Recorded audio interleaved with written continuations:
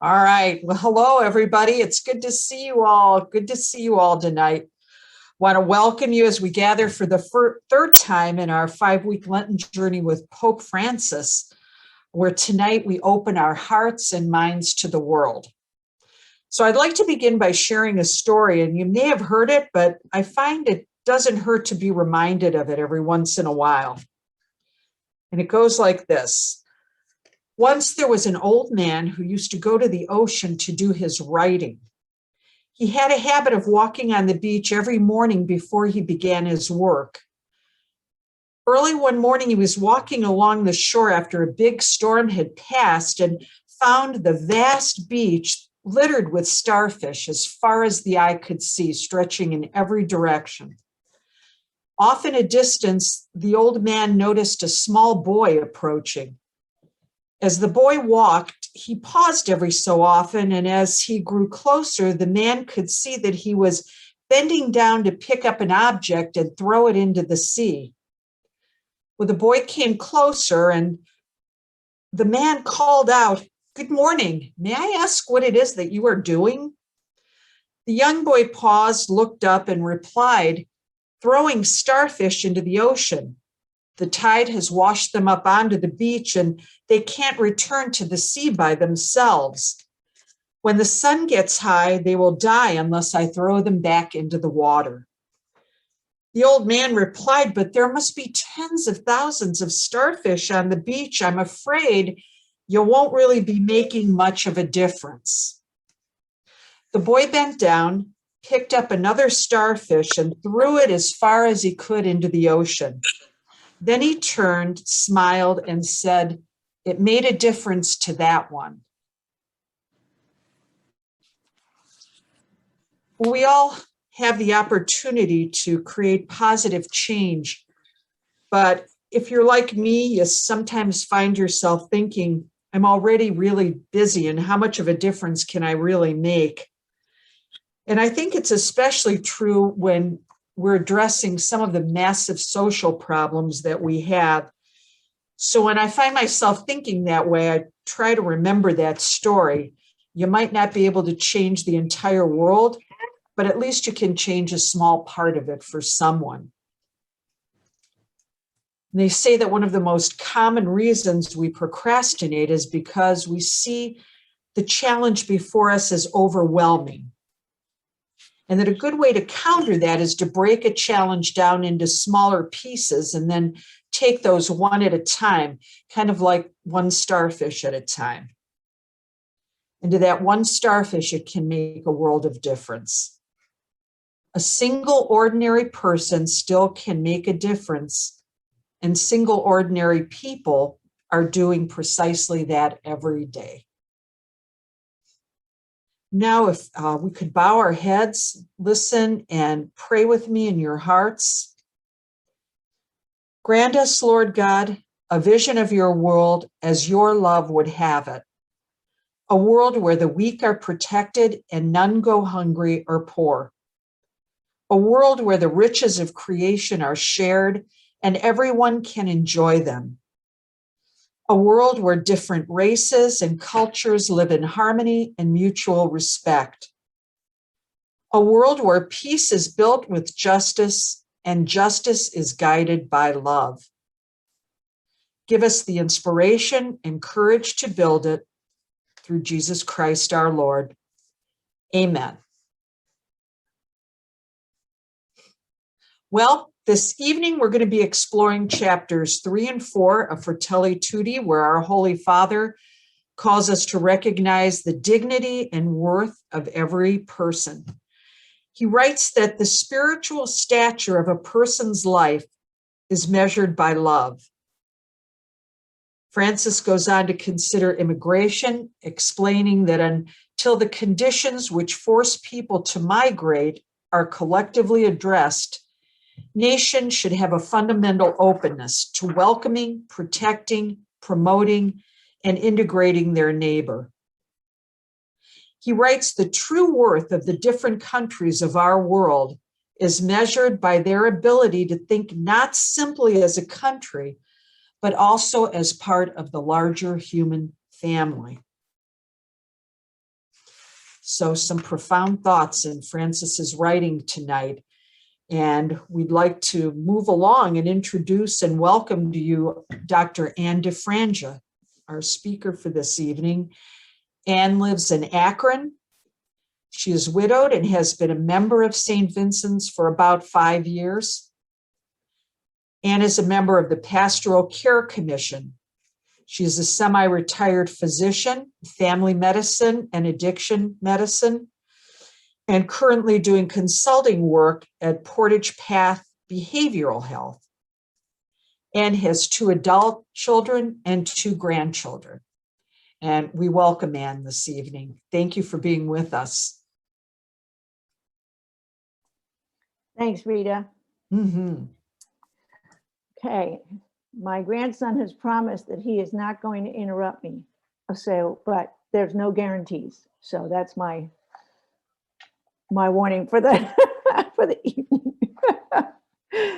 Okay. These 2 chapters are quite radical. So, and I was very moved by all of that, and to realize, you know, I've gone from Pope Pius XII in my Catholic life all the way to Pope Francis, and it's been quite a journey. It's been a wonderful journey, and this is. I just want to go over just very basically from the first 1 and 2 in chapter 1. You know, and 2, there's a call to see things. First, we have to be aware. So we have to see. And now in chapters 3 and 4, Pope Francis is beginning the message that we have to choose. Seeing it is not enough. In chapter 1, Pope Francis outlined the profound inequities that exist in our world. And in spite of all the advances in science, technology, and medicine, we still have failed to come together to bring about a more equitable distribution of the Earth's resources. And we have failed to protect the poor and the marginalized from exploitation and abuse. In chapter 2, pretty simple message: in the face of so much human suffering, we must choose whether we are to be the robbers, the indifferent passers-by, or the Good Samaritan. That's our 3 options. In chapter 3, quite a title, Envisaging and Engendering an Open World. What we are called in chapter 3 to do is to become bold visionaries. We're actually asked to picture something in our minds that doesn't even exist. An open world, a world without borders, where we see ourselves with as brothers and sisters. We have heard these words since the Old Testament, well, the Old Testament too, but definitely since the New Testament. Then we are furthermore called to be activists. Now we have the vision, and now we have to play our part to bring this about, this vision of a hospitality in which we embrace strangers, visitors, and outsiders. And this radical hospitality can only be driven by love, which is the highest of the Christian virtues. So Pope Francis is saying we have to love each other like our lives depend on it, because they do. They do depend on it. He tells us we have to begin to see ourselves in solidarity with one another, accepting responsibility for each other. This sense of solidarity is one of the chief moral virtues, and it must be taught and experienced first and foremost. And you know this, it's in the family. Family is our first community. It is there we learn to act for the common good, where we accept and honor each other's differences. We learn to make sacrifices for each other. And what I really enjoyed in this encyclical is how often Pope Francis uses metaphors that deal with the human body. For me, when I got serious about reading scripture a couple of decades ago, I was amazed how St. Paul was so accurate in so many things, so many comparisons he made about the human body and the frailties of the body, and it explains the gravity of when we become disconnected from one another. There's 35. Oh, help me then. There's about 35 trillion cells in one human body and 200 types of cells. Each and every one of those cells depends upon the other in order to stay healthy. And that's what he's telling us. Everybody matters. And if you're not okay, then that's got to be very important to me. The Holy Father describes racism as a virus that quickly mutates, and instead of disappearing, it goes into hiding and it lurks in waiting. I came of age in the 60s, and we honestly believed that our activism was like surgery. It was going to cut out racism once and for all. But instead, we have to be vigilant, was the message of this encyclical, and recognize its early signs in our communities around the world and in ourselves. Because we may not have any racism, any animosity in our hearts for a group of people, and then another group of people moves in. So we have to be vigilant and we have to watch.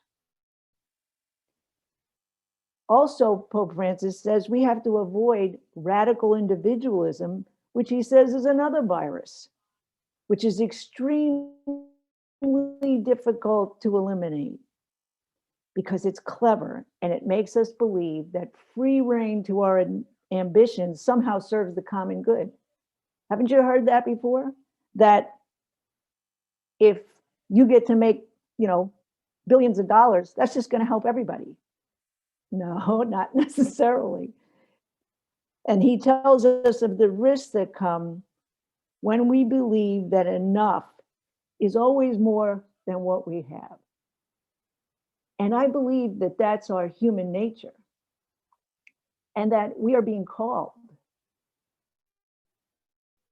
to go beyond nature, to transcend our nature and tap into the divine love that knows it's enough. For those of you who've been blessed to have children in your lives, whether your own children, nieces and nephews, one of the things I really used to use for myself in a spiritual lesson was how each child in your life wants to know that you love them the most. And it's like, and then I would say, well, I love each of you with all of my heart. And they go, that's not possible. I said, well, yeah, let me tell you why it is. I know when we cut up the pizza, you all get whatever you get and there's nothing left. Same thing with watermelon, which my kids always act like a pack of wolves when I put watermelon on the table. So it was, I'd say, see how when we give it all away, there's no more watermelon left and there's no pizza left. The love we have for each other comes from God. And that's the only thing that the more we give, the more there is left. And that's why you can love each one with all of your heart, because all of your heart is always left. And I got that. I kept hearing that in this encyclical, that because so many people are worried about immigrants coming in, they're going to take our jobs, we're not going to have enough land, we're not going to have enough food. And there's more than enough resources in the world to feed everybody. And there's always room for one more. When we had the no electricity, no heat, but it was a couple of months ago, I thought, isn't this awesome? People are sending texts through this neighborhood thing that they had extra bedrooms. People were going to take in strangers, just say, it's warm here. We don't know you, but, if you need a room, call us. And they gave out their phone number. I thought that was a beautiful thing. So in chapter 3 is another very tall order. In chapter 3, we are called to a very impractical, radical love. A love that is supposed to transcend all our biases and our prejudices. Thank you, Andy, for recommending, by the way, the PBS documentary on Dorothy Day, which I took your advice and watched. And I learned that in the joint session of Congress in 2015, Pope Francis said there were 4 Americans that we should use as examples because they taught us a way of seeing and interpreting reality in a way that benefits all of us. He said Abraham Lincoln, Martin Luther King Jr., Dorothy Day, Thomas Merton. Those people are all radicals, okay? And the 3 that lived during the time there was an FBI, they were all on the FBI list. They were all being investigated. 2 were declared enemies of the United States. So radical love is risky business. Don't expect, you may not be honored by all the bishops. You may not be respected in your day, and you may get assassinated. It's a tall order, In chapter 4, a heart open to the whole world, Pope Francis tells us that we must overcome whatever challenges arise when your neighbor is an immigrant. People all over the world are fleeing from war, starvation, disease, and threats to their lives by organized crime.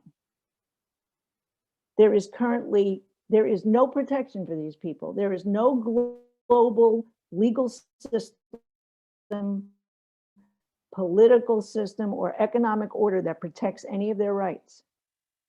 We are called upon to protect those rights. We have a moral duty, he says, to welcome them and to protect them. The suffering of these immigrants affects us all. Pope Francis is clear in his message, quote, either we cooperate so that we are all saved or we are all lost. We are further called to avoid the need for migration in the first place by helping to create conditions within each nation so that people can stay home. And we are told that we need to learn from past mistakes, to acknowledge that the conditions which cause people to flee are often the results of past injustices and exploitation by our own nations. It is sobering to appreciate that there are currently 6,800 unaccompanied immigrant children in US custody, and over 300 are arriving daily. And I just read yesterday that number is higher now. So in the last few years, we added 30 feet of steel fence to the previous height of the border wall between us and Mexico. And it did not deter people. The only thing it did was increase the severity of the orthopedic injuries sustained by those people who jumped. They were sent to the other side with broken legs, broken ankles, a head injury, some of them with first aid, and sent back. During Pope Francis's 3-day visit to Iraq last week, he demonstrated for us the courage and the radical love that he's asking of us all. I love this. Against the advice of many, including Iraq's prime minister, who feared for his safety, the Pope made history by being the first Pope ever to visit Iraq. He broke his personal policy and agreed to ride from the airport in an expensive, armored, bulletproof car.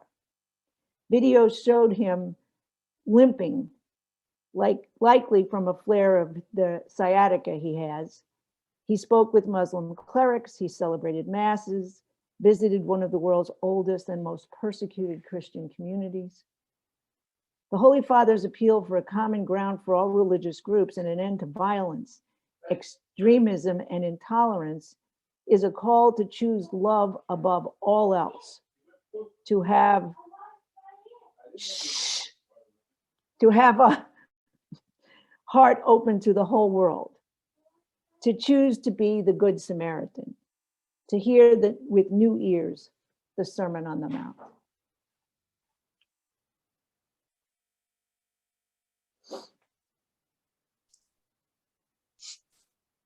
And thank you so much for those words and that viewpoint of Francis's words. Very, very profound. Thank you.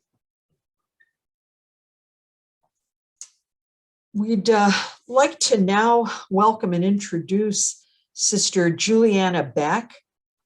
Sister Juliana has been an Ursuline sister for 40 years. And as their mission statement says, Sister Juliana has grown in transforming society through contemplation, justice, and compassion. She is new to the Akron area, but has ministered and worked with various nonprofits and schools. Her passion is education on all levels. Sister Juliana has taught in elementary classrooms, reading interventions, K through 8, special education, and reading to adults. She has also had the gift of companioning many different cultures in summer programs in the Appalachia area and Southwest Florida. She's very excited to reflect with us about her experience at Catholic Worker Akron this evening.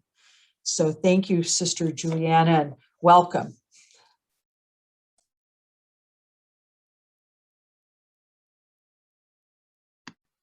Okay, we'll try that again. I forgot I was muted. Thank you, Rita. Can you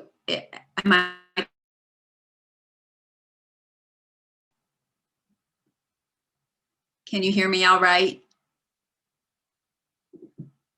Can you hear me? Yes, we can hear you. Yes. Okay. Just wanted to make sure. Okay. I have been with Catholic Workers since July, so I'm relatively new to the work of Dorothy Day and of the Catholic Worker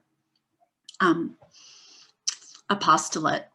But one of the things that really struck me was just the little tagline that's on the little business card for Catholic Workers, which is living the spiritual and corporal works of mercy.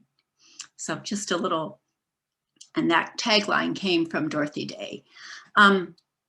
So my first morning at the Peace House, and that's where I'm living. I began living in the Peace House in October. July, August, and September, I just kind of met the families that we work with and the neighborhood, got familiar with Akron. And but in October, I actually moved into the Peace House. And my very first morning, I was praying in the morning, and I noticed that when I was reading, I was not able to read very clearly. I was looking, my body was blocking the light. My back was to the light source. I repositioned the lamp and I was able to see more clearly. I was no longer in the shadows. Since October, I have lived with a family of 5, mom and 4 children. The youngest child is 3. The next youngest is 5, followed by 8, and then 10. They are from Guatemala, and they have been in the United States for 3 years. The laughter, the chattering, the crying, sometimes the yelling, the giggles are all part of the common sounds of this house. And you might be able to hear some if they come upstairs. Right now, they're downstairs. But before the experience of actually living with a family of a different culture, I was living in the shadows. I was living in my own light. I had certain ways of seeing, certain ways of doing things, everyday experiences, my understandings, my beliefs, from my experiences, from my education and my culture. What follows is what I have learned from Gregoria and the others that I have encountered during my short time at the Peace House and my short time working with Catholic Worker Akron. It has enabled me to see the love of the Spirit of God in each person and to be more aware of my own shadows. Gregoria and the children speak fluent Spanish. I speak fluent English. I can now communicate with verbs, nouns, and get my ideas across with my translator app. I also call my communication kind of kindergarten Spanish, but it's amazing how they can understand what I'm saying. It's adding to what I know and learning again. Sometimes it's uncomfortable because I can't recall a word or I don't have the correct pronunciation. And there are times when miscommunication occurs. And then I use my translation app.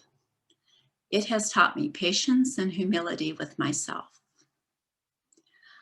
I have learned that there are other ways to do things. Mine is not the only way.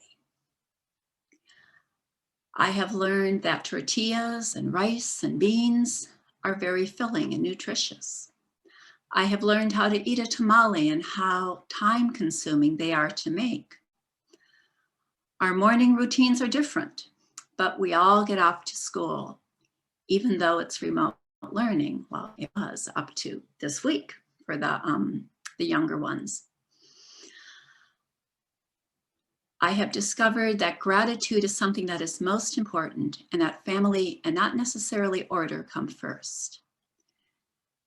I have learned that the family, Gregoria and her family is so important, and that connecting to that family via text or phone across the miles is shown daily. She texts at least once a day to her family in Guatemala. Sometimes talks to them at least once a week. So family is very important. The show of daily affection with those you love and using expression is mi amor, my love for each child. Mi chiquita, you know, my little one. Mi chiquita corazón, my little heart. I have a deep respect for the journey of each family that I have encountered. I see how much they sacrifice for their families and others, how much they have to, because of their wanting to help their families back home and also to bring people over because of the unsafe, I think, was it Rita who mentioned how much crime there are in some countries and how threatened they are by these gangs. How committed they are to help their family. And they're willing to sacrifice. Some families work 1 to 2 jobs to help provide for their families across the miles. While here they're going out, they're going without, they're sacrificing for the family in Guatemala or the family in El Salvador. So they do without some of the conveniences for the sake of that family. During our journey this Lent, may we be awakened to new ways of doing things, seeing things from different perspectives, listening to another's story, awakening to a clearer vision of the light and love of God's Spirit in all those we encounter. And as Anne said, in the encyclical, we are all one, we are one world, the Spirit of God is in each of us. And one of the things with Catholic Worker Akron is that there are many volunteers that reach out to offer the hospitality to the families that we work with. And there are some volunteers drive, some volunteers bring donations for the families. There was a volunteer today that heard that there was a family that had just moved in, and she had a table and chair, and she brought it to them. There are some volunteers that work with tutoring for the in the tutoring program that is offered at the Peace House. So there are many different ways that we can offer hospitality to those at Catholic Worker, but also in different organizations in Akron, such as the International Institute, such as they also are in need of volunteers. Also, the Akron Interfaith Immigration Advocacy group. They're all doing a ministry of hospitality and reaching out to those who are new to our country. And so to companion them and to make them feel welcome, it doesn't take much. So again, thank you for listening to my story and my reflection. Thank you, Sister Juliana. Thank you very much.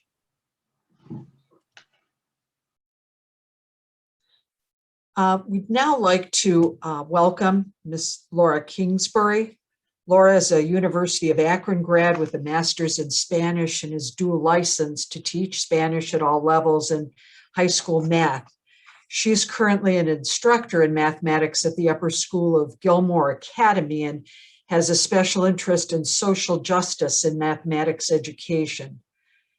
She has been an English teacher in schools in both Madrid and Mexico.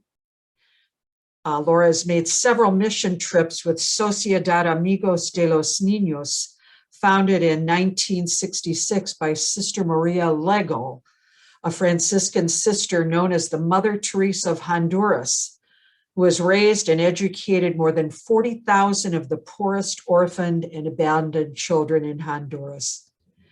Over 120 children depend on SAN for their home, food, education, and health care. Laura's volunteered and spent time in one of their projects, Nuevo Paraiso, an orphanage in Francisco Morazon, a rural state about 30 miles outside the capital of Tegucigalpa. For a point of reference, the Cleveland affiliate who Gilmore travels with is Honduran Children's Rescue Fund.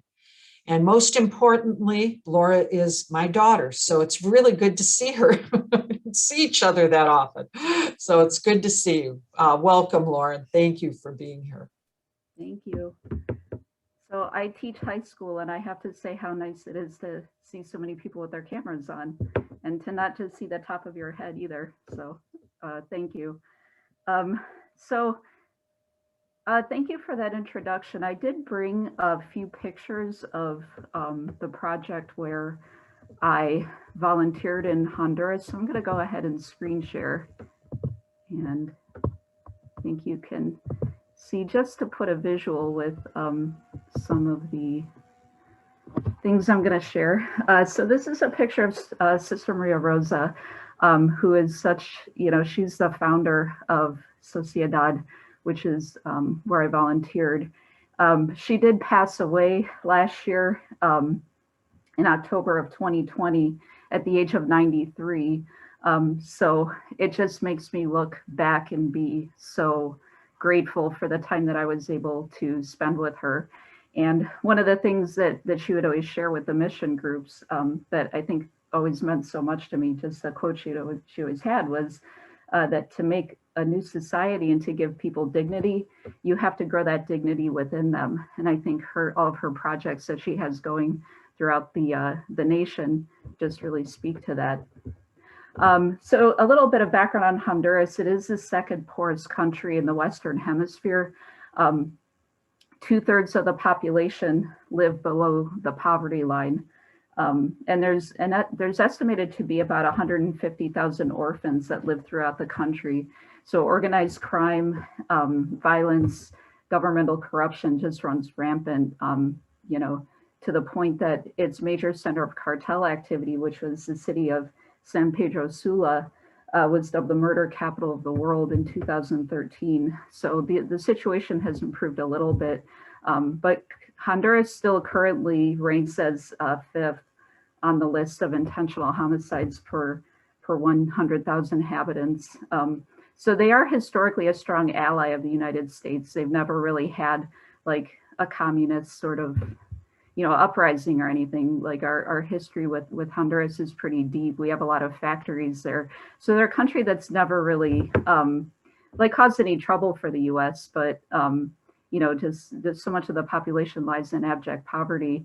And I think it just really does, for me at least, have a calling that, you know, how can we help this nation that's really never caused politically any problem with us? Why aren't we stronger allies? Why aren't we helping them more? So, you know, given that background, Sister Maria Rosa always said that if you want to do God's work, you have to be a little crazy to do it. So, you know, to take on a problem like that and assume you can make a difference definitely takes, you know, strong will and special kind of heart. And not only that, but to motivate so many people to join you and help. So her vision was that every child, you know, every one of these, you know, helpless victims of the society, that every one of them should have a home, education, and the tools to grow up in a safe and healthy environment. So this is like the outside of the project where I volunteer. So this is the Nuevo Paraíso Children's Village, and this is the orphanage where I volunteer. It began as a home for single mothers back in the early 2000s, and from there it's really evolved into a safe haven just for children who have been abandoned or neglected. So each house it consists of about 12 different houses, and each house has about 10 to 12 children that live there. So at any given time, it's usually, you know, upwards of 120 children that are living on the site. This is kind of a picture of inside one of the homes, so you can kind of have an idea of, you know, the children, like the size of the families in each house, and kind of what it looks like on the inside. So a tia, which is the Spanish word for aunt, they run each home, and inside each home, you know, the children are able to live in a safe and loving family environment. The children receive 3 meals a day, birthday presents, letters, and gifts from sponsors, from families through HCRF who have decided to sponsor our children. They get a lot of visits from volunteer groups who are just so thrilled to see these kids, and likewise they're so excited always to spend that time with us. So every single belonging that these children have is provided through outside funding. So they literally have nothing. You know, so you know, if you want to talk about having a direct impact, you know, when you carry, you know, like a toy or like a pair of shoes from somebody who donated it in the US and bring it directly to that child is just such a special feeling of connection, and to just see, you know, just the smiles and just the gratefulness for what little they have. It's pretty amazing. So this is the warehouse where, with some of the donations, this is like our donation room. And this was a group of children who were recently brought to Nuevo. So we took them in, and they always get like a bag of like, you know, a bag of clothes and then a couple of pair of shoes when they move in. And then that supply room is usually pretty well stocked from the outside groups. So they, you know, they do, you know, they're provided for, you know, in a way that they normally never would be, you know, certainly not by their government, and, you know, not within their, you know, their own family lives either. So these are some of the pictures, some of the children. So the children attend school at the nearby. So it's like a public school that's nearby, and it's called Escuela Nuevo Paraíso. So they do, you know, they do walk to school, and they kind of have just a place of their own, just their home, their family, their tia, their school, their teacher, and you know, to just kind of come into their world, and they look at you like, who are you? And you know, just to be able to, you know, just share that space with them is very special. So down in the lower left, I can't talk about this experience without talking about Tia May. So they call her Aunt May Valenzuela. And she is, so she's a Honduran woman who, she runs specifically the orphanage. And she's such a remarkable person. She's the director, you know, of all the different like casas where the children live. So she often speaks about how Nuevo gives children just a life-changing opportunity, just a chance for advancement in life. It allows them to recover some sense of self-esteem, dignity, allows children to just feel happy and loved. And her interactions with the children are just such a gift to witness, because she loves each one of them individually. She'll know all of their names. You know, she'll just arrive, the children go just crazy, and they just run to her and you know, just jump on her. So she's, you know, to hear her speaking with the children, just, you know, and how she's such a, you know, just a motherly figure to all of them, and talks to them about their dreams and their hopes, and how you can accomplish whatever you want. You know, Nuevo Paraíso is a means to that end. So it is beautiful to see the kids, you know, knowing that they can achieve what they set their heart to, with hard work and with the support of all these people here for them. So this is the school where they live. I don't know if everybody's interested in hearing the hokey pokey in Spanish. This is.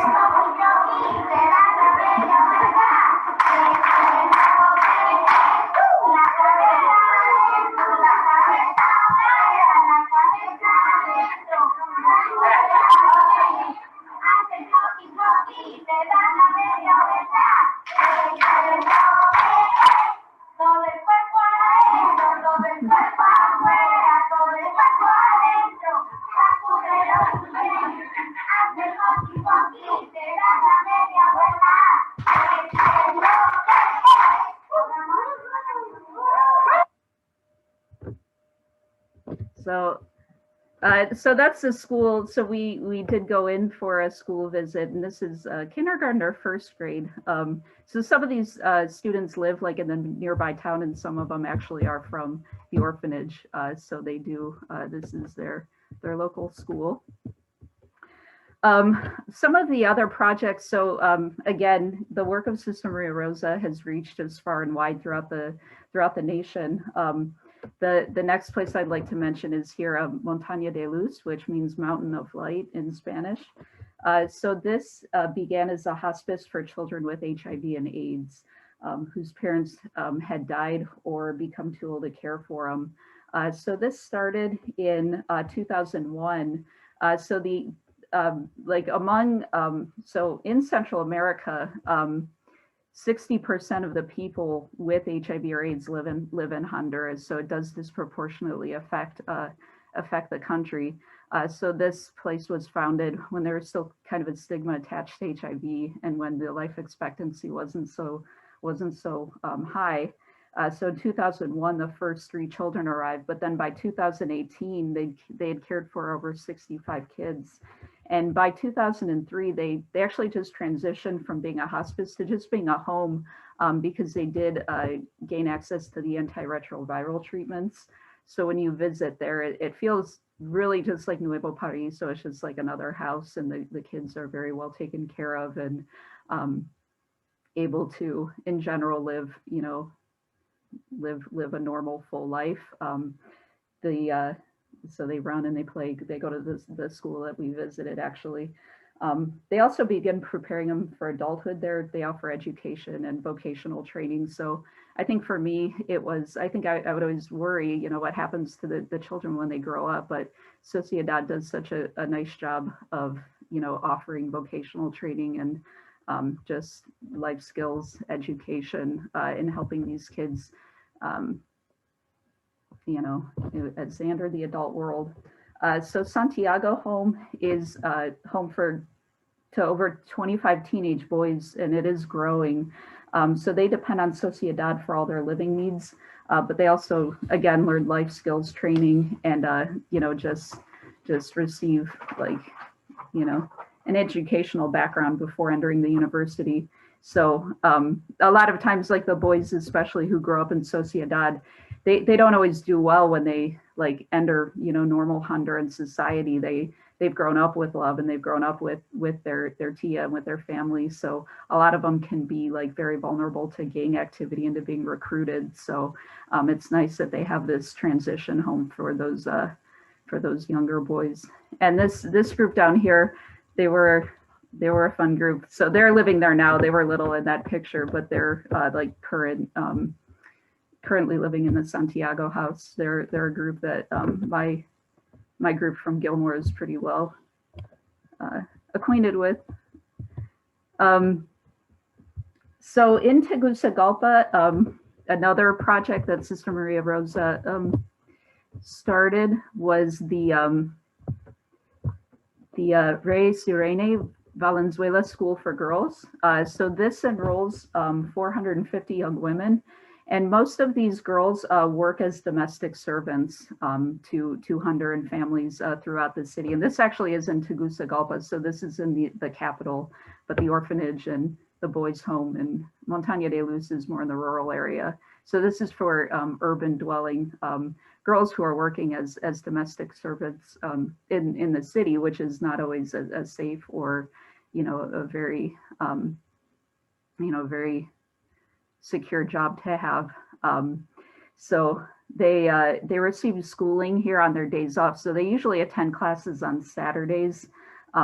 They do earn, life skills training, and it is just a place to connect. So they are in a very vulnerable position by, a lot of them have to work to support their families. So they, many have been abused or taken advantage of by employers. So this is a place for them to just find each other and to, to have a support system. So, if any of them, do find themselves in a situation like that, Sociedad will help them, get replaced or to,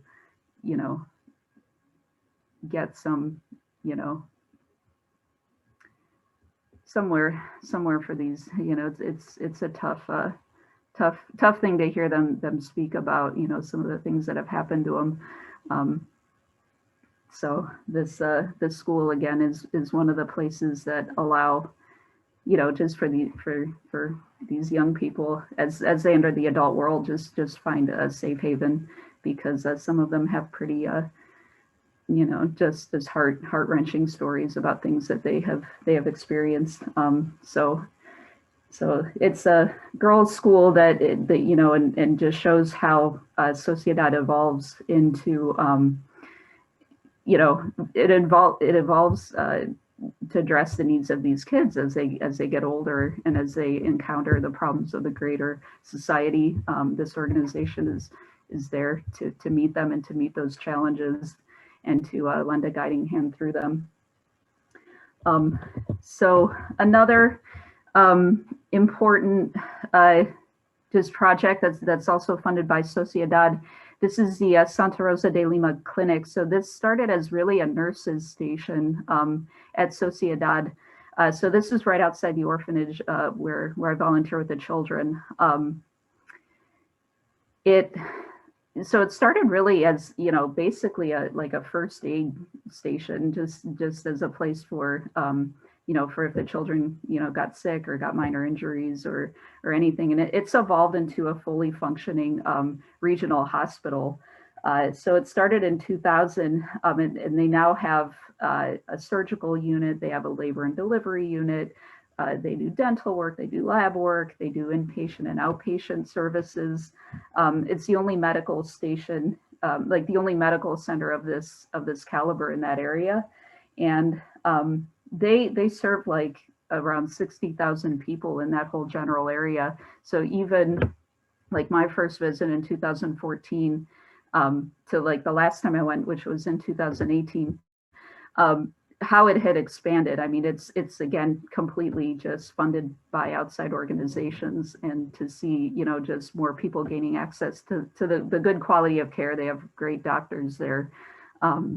You know, is just such a, you know, just again to just see that is pretty amazing.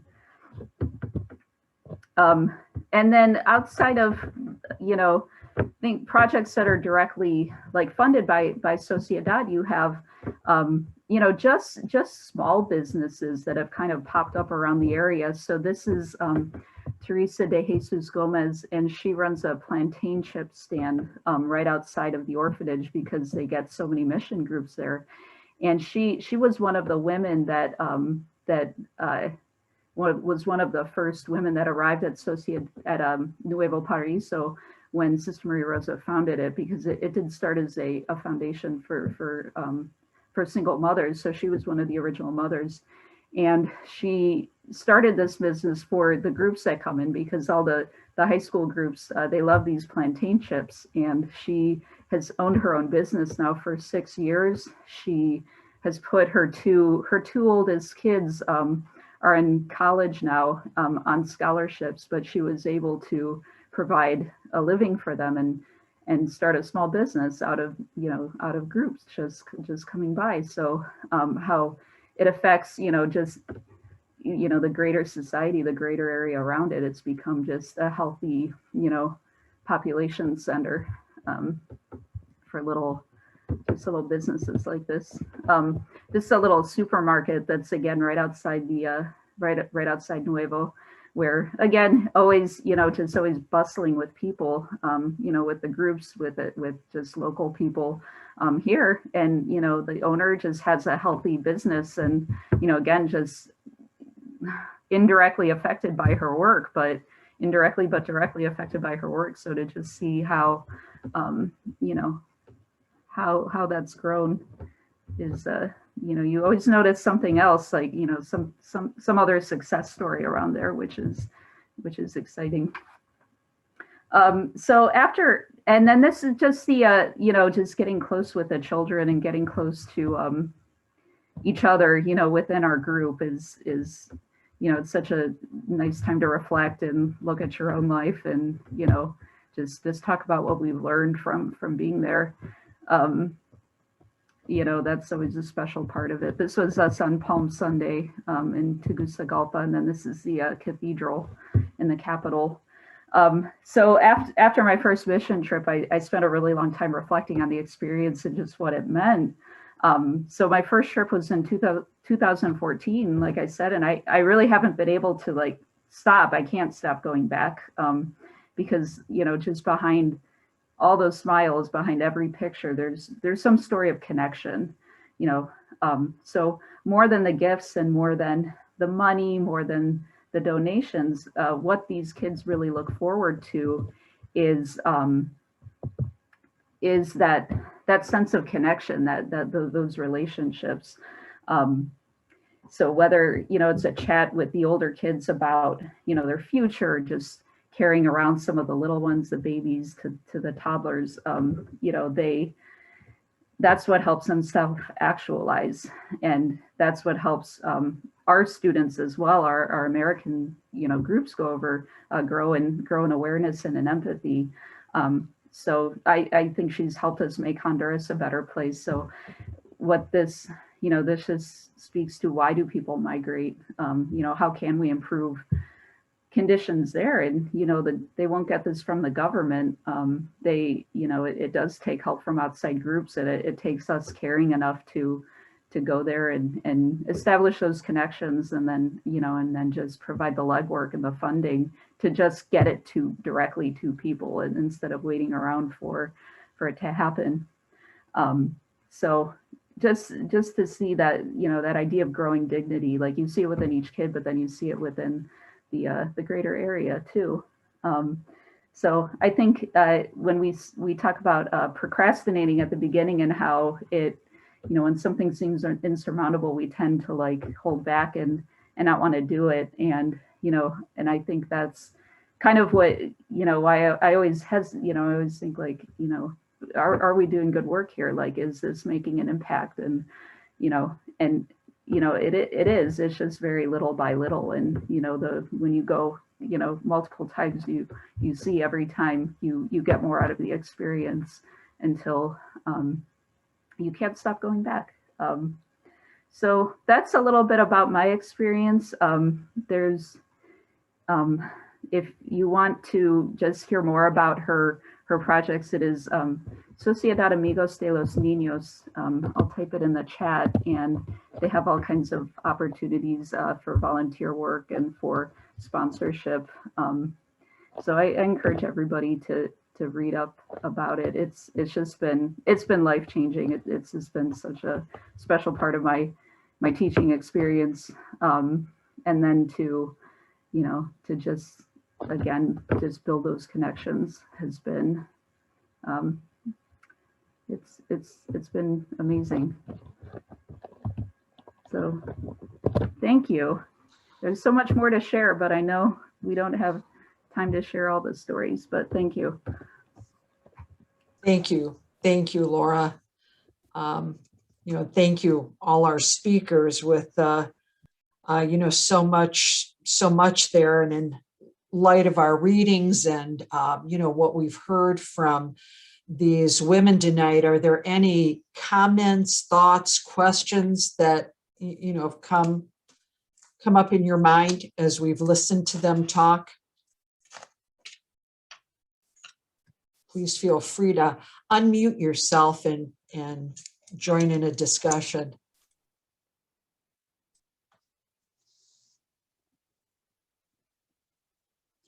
Well, I might just say thank you for that.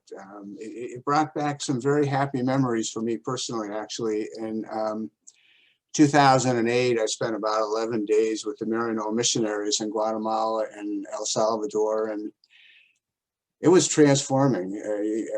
It really was. I mean, I have very vivid memories of that, and I still talk about it a lot. And boy, what you said, you know, really resonated with me. And it makes a difference to actually have a personal connection with someone who has lived a very different life than I have. So whenever there are opportunities to do that, I would just add my encouragement to your daughters that that is just a very worthwhile thing to do.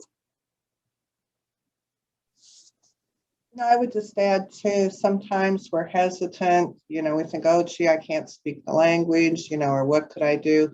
But I had the opportunity to visit orphanages in Mexico several times when I lived in California, and language was never a barrier. And again, it's the connection and the love that we can give to people, whether it's children or adults or whatever relationship with other people, to get to know them through love. I wanted to thank everybody that spoke, Anne and Sister Juliana and Laura. One question I had is, probably from each of your perspectives, what challenges do you see people here, or barriers do you see people here facing? You know, I kind of imagine Laura might be like more from people going to help, but the kind of things you may even see when you talk to people. But Sister Juliana, you're working with people, and you know, I'm just wondering what kind of challenges or fears or needs you see. And I know, Anne, you used to work with many patients, so I'll leave it at that. That's my question.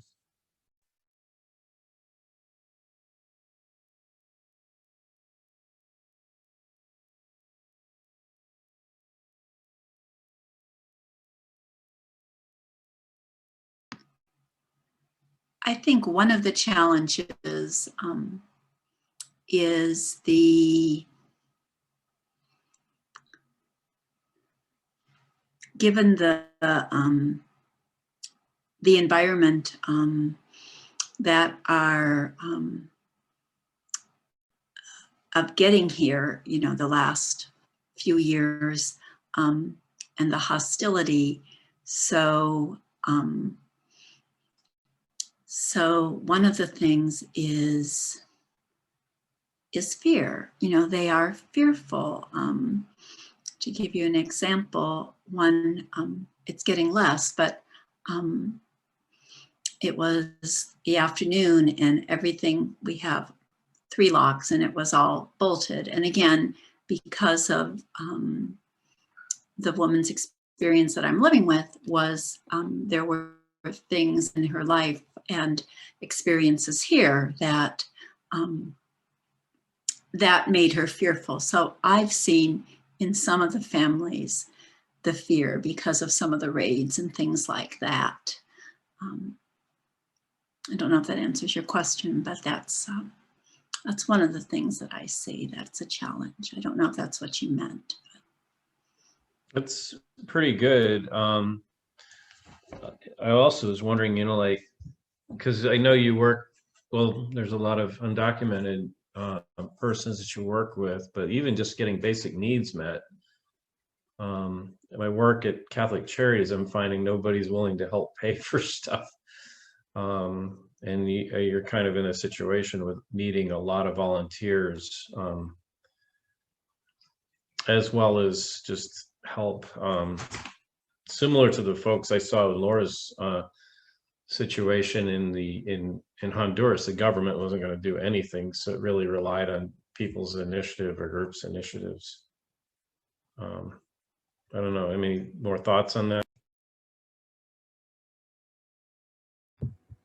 I think some of the challenges for me are, you know, some people can be critical of, you know, is this like, are these handouts, and is this like, you know, fostering a handout mentality? So some people can be critical of mission trips for that.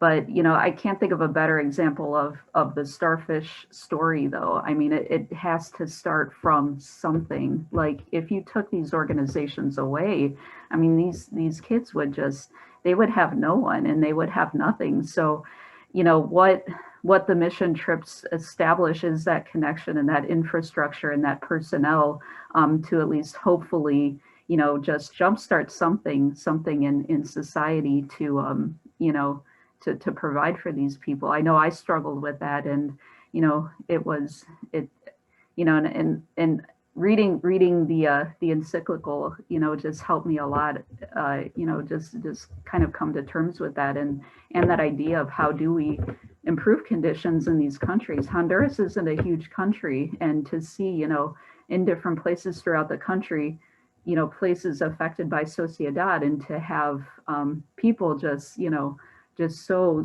grateful for us to be there.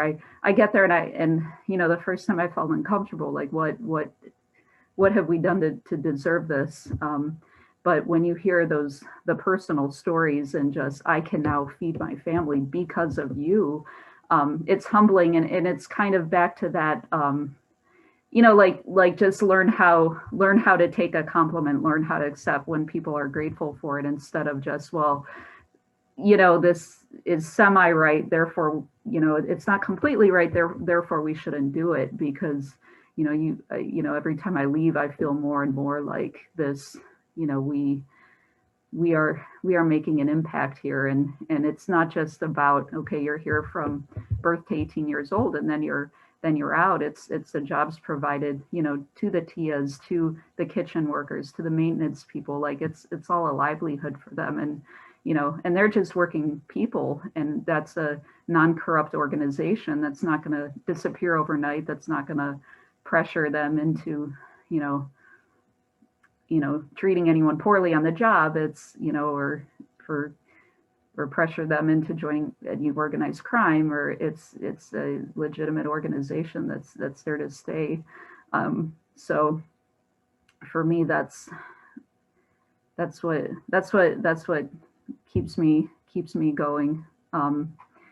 you know, and it's important for our kids too, just to educate them, because, you know, we take high school kids down, and they, my fear is, and what we have to make a point to tell them is not to like idealize poverty, you know, because a lot of them will go down and say, these kids are so happy and they just have everything. And, you know, they don't. I mean, these kids have emotional issues. They have, you know, they need mental health outreach. They need, you know, they need family, they need love, they need, you know, somebody to listen to them. So it's that education piece to me is how you get people, you know, just supportive of what you're doing, and how you get, you know, just the results that you want, and the results that make you feel like, okay, I think we have bases covered here. And I think, you know, this work is making an impact in the right way. So I think you have to be careful, like with bringing young people over, just, you know, that they know something about the country, that they know kind of the past, the history, the relationships between the two countries, and, you know, why we have to do this for now, at least. And hopefully we work ourselves out of a job. We don't want these organizations, you know, we don't want to have orphanages exist, but hopefully Sociedad moves on to something, you know, just more integrated into, you know, into the general public, rather than, you know, just a single religious organization.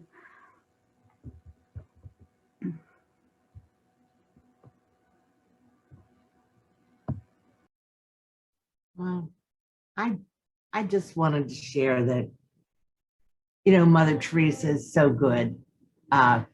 She said, people criticize, do it anyway. I'm not as good at her as she is. When people criticize giving out money to poor people or your work or whatever, I say to them, you know, if you want to be happy, do it. All right. If you want to see the face of Jesus, look into the face of somebody poor. If you get depressed or bored, give something away. You know, it just brightens up your day. It brightens up your life. So that's all I say. And that's just what Pope Francis calls for, Bridget, in that it's to decenter, to step out of yourself and transcend, like Anne said too. That's what the call is, and it is radical, like Anne said. That's a radical.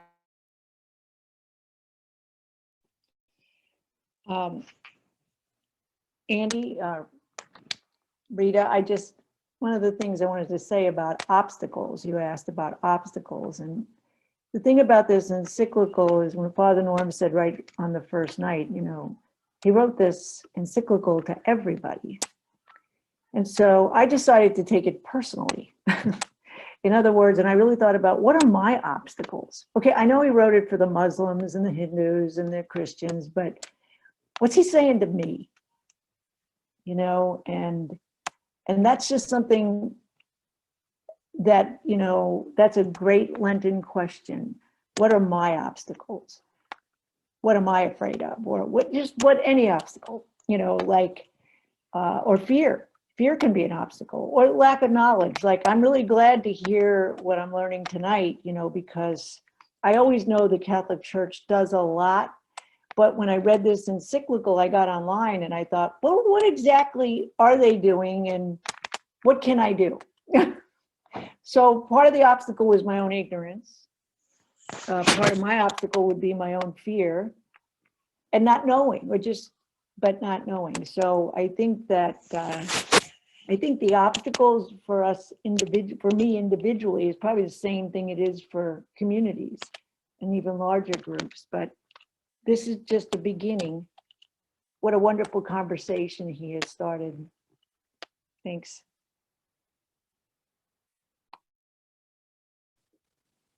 I thought as I was watching the news this afternoon, and I wasn't paying much attention to it, it was just in the background, but then it kind of came together with this, that we have all these unaccompanied minors coming across our border, and it's just awful. And as I was watching it, I'm thinking, geez, they don't even have enough foster families for these kids to go to. Maybe we have to do orphanages again. And then tonight, when Laura was talking about that wonderful system with the CASAs and the TIAs, I thought, oh, wouldn't that be so nice if they could go there? Right now, we're trying to figure out, where do you put them? Where do you take them all? There's so many, we don't even have facilities. So we have a huge problem on our hands, and hopefully we can be solving it with dignity in mind for all the individuals, and get something good going there.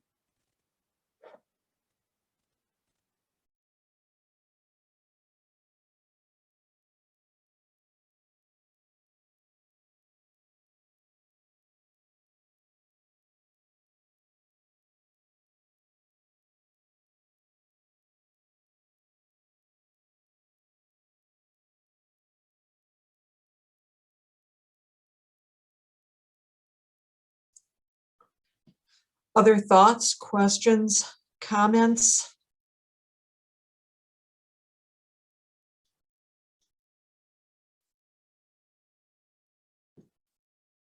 Well, thank you again. And I mentioned in the chat that speaking of personal contacts, I found it really wonderful. And but yesterday I got a card from Father Poppy in India.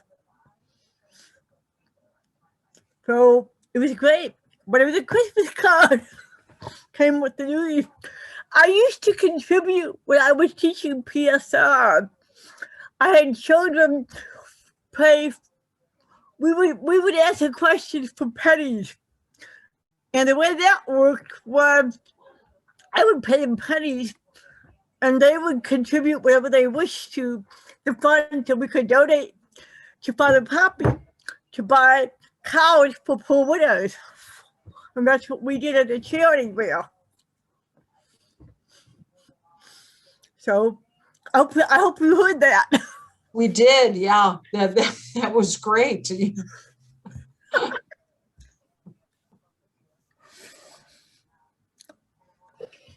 I have a comment, and thanks to all the speakers tonight for sharing. One thing that struck me tonight is, I think it might have been Rita who said it in the beginning, that oftentimes we procrastinate because it's so overwhelming. You know, there's so much that needs to be done in this world. And as one individual, we feel like, well, what can we really do to change things? Right.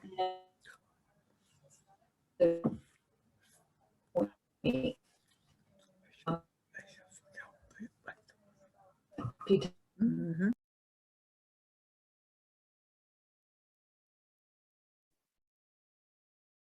Marty, I think you froze. Yeah, you froze up there, Marty. We didn't hear everything.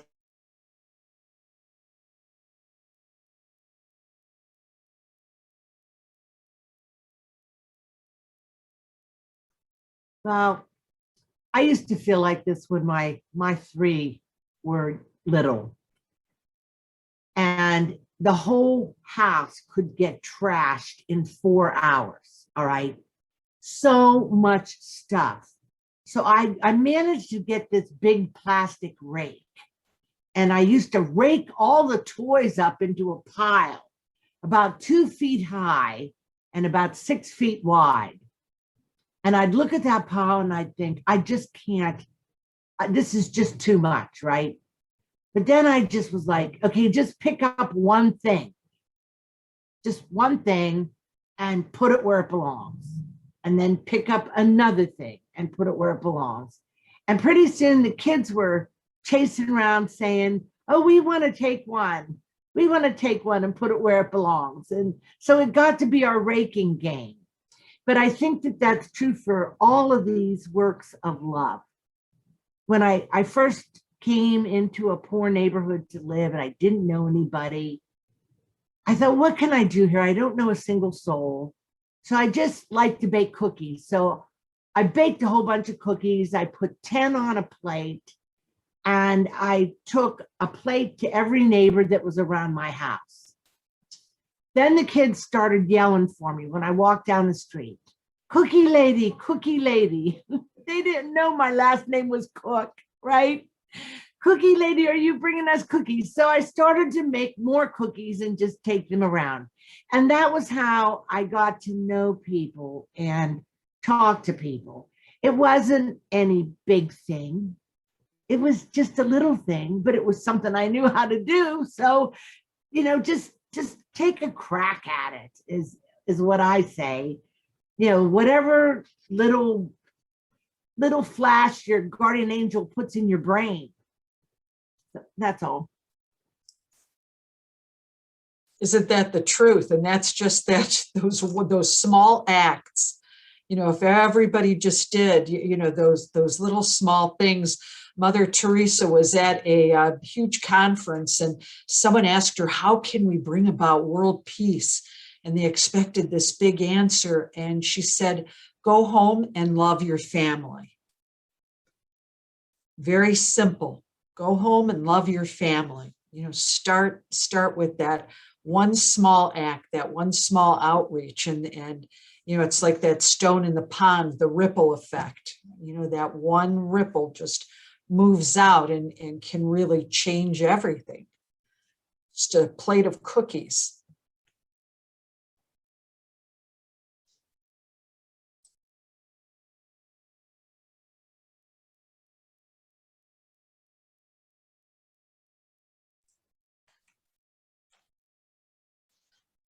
Any other thoughts, comments? Well, we didn't get to hear what Marty was saying. Yeah, Marty, can you repeat what you were saying? Sorry about that. Not sure what happened with my internet. Can you hear me right now? Okay. Yes. I was just commenting on Rita's comment towards the beginning of the evening when you mentioned that we often feel overwhelmed and procrastinate and feel like, well, I can't fix all these problems in the world, but you encouraged people to just one thing at a time, one little step, like the cookie thing. So I'm not sure when I fell off the mic here, but hopefully you heard that all. We did. See, that's one thing, you know, you meet in person and you can't freeze. So that's one thing that Zoom does to us. Well, you know, again, we want to thank everyone for their comments. We want to thank again Anne and Sister Juliana and Laura. You know, very touching and very enlightening words. I think, you know, and Andy, you know, I don't know how you feel about it. I think that maybe since we're kind of coming to the end of our time, that we might be better to have everyone kind of experience that Lectio Divina on their own. You know, if you know, we kind of taught you how to practice Lectio Divina. So if you take the Beatitudes and go through it and, you know, use that spiritual exercise on your own. And Andy, do you want to talk maybe about the, you know, kind of the homework piece, the See, Judge, Act, what we can look for? Sure. Thanks, Rita. Yeah, so we just crossed the halfway mark. We're into the home stretch with 2 more weeks. So again, continue to use the study guide that we sent. Next week, we're going to be reading or going over chapters 5 and 6. So if you can read the encyclical and the reading guide as a minimum, but there's still plenty of other things to do. And plenty of those extra resources that you can go to links on. One thing I wanted to point out, there is a reading in your participant book about the dialogue Decalogue, and that would be something worthwhile to read, because we're going to be getting into, we heard some of it tonight. How do we talk with one another? I loved how Anne was very, just keep it simple, you know, take plates of cookies. You just start it that way.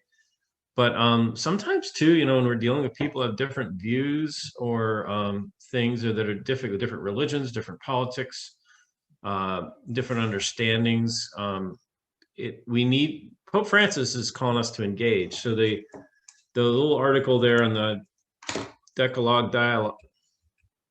Dialogue Decalogue, excuse me, get it, is actually it's kind of a formal exercise in the way you would do that. It would be a good thing to read, but we'll be hearing about, again, civic engagement, different kind of politics, ways that we should be actually approaching people that are different, or maybe that we sometimes might have otherwise avoided, and learning how to engage with them. And then there's also, I wanted to point out a really nice video. It's pretty short, by Bishop Robert Barron on the common good. That would be another, if you're going to watch, you know, some videos, that would be a really good one as well. So that's really about all I had. As far as See, Judge, Act, last week the challenge was to see, which was to just look around you and be aware of situations that maybe you aren't aware of before. This week, take it the next step, you know, continue to look for situations and then try to find some personal way of acting in it. I love it, that example of, I'm just going to take a plate of cookies and become the cookie lady. It could be, you know, finding out more about, like, engage, you know, helping with a mission trip, or maybe, you know, getting a hold of Sister Juliana. What's going on in Catholic charity or a Catholic worker? You know, there's regular needs there. So, or just right in your own neighborhood, somebody comes up and, you know, is in need, and instead of like kind of walking away, just start talking to them. So I'm going to leave you with that, and then maybe next week we'll have some time to discuss those things. But a lot of good discussion tonight. A lot of good discussion. So I think, you know, a good prayer to end with tonight. And again, you know, we encourage you to use that examine as another spiritual exercise to end your day with the examine prayer. But if we can pray the prayer to the Creator, it's the prayer that was in your participant guide, but I can go ahead and pray that prayer if you don't have it in front of you, if you want to bow your heads and join me in this prayer that Pope Francis had in the encyclical as part of the letter. So in the name of the Father, and of the Son, and of the Holy Spirit, amen. Lord, Father of our human family, you created all human beings equal in dignity. Pour forth into our hearts a fraternal spirit and inspire in us a dream of renewed encounter, dialogue, justice, and peace. Move us to create healthier societies and a more dignified world, a world without hunger, poverty, violence, and war. May our hearts be open to all the peoples and nations of the earth. May we recognize the goodness and beauty that you have sown in each of us, and thus forge bonds of unity, common projects, and shared dreams. Amen. The Father, Son, Holy Spirit. Amen. Thank you, everyone. Thank you, everyone, for being here tonight. Good to see you all again. Have a wonderful week. See you back next Wednesday. Wednesday. Bye. Bye. Bye. Thank you, everyone.